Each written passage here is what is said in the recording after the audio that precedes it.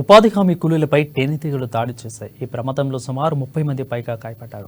మొదటగా వారిని ఉపాధి హామీ సిబ్బంది స్థానికులు కలిసి పేలి మండలంలోని సైద్పూర్ ప్రాథమిక ఆరోగ్య కేంద్రానికి తరలించారు. అక్కడ నుండి ప్రాథమిక చికిత్స అనంతరం మెరుగైన చికిత్స కోసం అంబులెన్స్లో ఆదిలాబాద్ జిల్లా కేంద్రంలోని రిమ్స్కు తరలించారు. బేల మండలం రేణిగూడ అటవీ ప్రాంతంలో ఈ ఘటన చోటు చేసుకుంది. కూలీలు ఎప్పట్లాగే ఉదయం పూట పనులకు వెళ్లారు. ఎవరి పనుల్లో వారు నిమగ్నమైనగా ఒక్కసారిగా తేనెటీగలు మీదకు దూసుకొచ్చిన దాడి చేసింది. ఇక దీంతో దాదాపు 120 మంది కూలీల్లో 40 మంది వరకు కూడా గాయాల పాలయ్యారు. వెంటనే అప్రమత్తమైన స్థానికులు ఉపాధి హామీ సిబ్బంది వారికి మొదటగా సైదాబాద్ PHCకి పంపించారు. ఆ విషయం తెలిసిన కలెక్టర్ రాజర్షి వెంటనే స్పందించి 5 అంబులెన్స్లను అక్కడకు పంపించారు. అందులో వారికి రిమ్స్కు తరలించారు. మెరుగైన వైద్య సేవలు అందించాలని సంబంధిత అధికారులకు సూచించారు. ఆసుపత్రికి వచ్చిన బాధితులకు RIMS director Jaising Rathod, DMHO doctor Narendra Rathod పరామర్శించారు. పరిస్థితిని సమీక్షించి వైద్య సేవలను అందించారు. ఇక ఎవరికీ ఎటువంటి ప్రమాదం జరగలేదని తెలియజేశారు.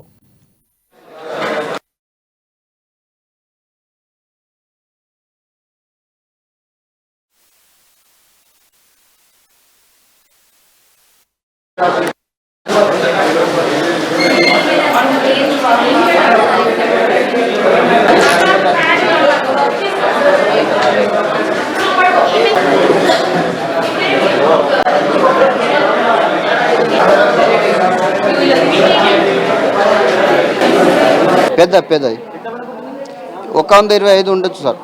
అవును, ఈడ 20-30 మంది 30-50 మంది దాకా ఉండొచ్చు మినిమం. అయితే ఇంకా ఒక 70 మంది అయితే ఊర్లోనే ఉన్నారు. నా పేరు కార్తీక్. మేము ఉపాధి హామీ పనికి పోతుండే సార్. ఉపాధి హామీ పనికి పోయేటప్పుడు ఆడ తేనె ఉండే.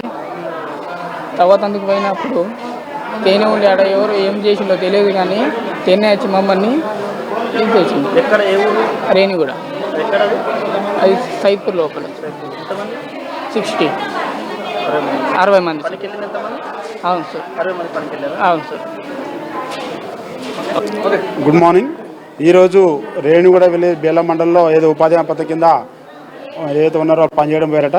అక్కడ అనుకోకుండా తేనెటీగలు కుట్టడం వల్ల మాకు కలెక్టర్ గురించి ఇమీడియట్గా మాకు ఫోన్లు వచ్చినాయి. అదేవిధంగా DMHO, డిప్యూటీ DMHO వీరు కూడా ఫోన్ చేశారు. అదేవిధంగా రిమ్స్ హాస్పిటల్లో అందరూ ఇప్పటి నుంచి ఇప్పటి వరకు 30 మంది వచ్చారు. అందరినీ తగిన ట్రీట్మెంట్ ఇస్తున్నాము. మా మెడికల్ డిపార్ట్మెంట్ వాళ్ళు, అదేవిధంగా పారామెడికల్ స్టాఫ్, నర్సింగ్ డిపార్ట్మెంటు, మా PGలు, సీనియర్ ఏజెన్సీలు, DMHO గారి ఆధ్వర్యంలో డిప్యూటీ DMHO అందరం కలిసి ఏ పేషెంట్ ఇబ్బంది లేకుండా, ఎవరికి ప్రాణహాని నష్టం జరగకుండా అన్ని రకాల ట్రీట్మెంట్ ఇస్తున్నాం. 30 నుంచి 40 మంది వచ్చారు. ఇప్పుడు ఇంకా ఎక్కువ మంది కూడా రావచ్చు. అన్ని రకాల 100 మంది వచ్చినా కూడా మేము అరేంజ్మెంట్ చేశాం. ఇప్పుడే సీరియస్ ఎవరికి లేదు. ప్లస్ 3 షిఫ్ట్ల డాక్టర్ను, పారామెడికల్ స్టాఫ్, నర్సింగ్ స్టాఫ్ అందరిని పెట్టాము. వాళ్ళు ఒక 2 డేస్ అబ్జర్వేషన్ పెడదాం అనుకుంటున్నాం. ఏమైనా ప్రాబ్లం ఉంటే ఇమీడియట్గా ట్రీట్మెంట్ ఇచ్చేస్తున్నాం.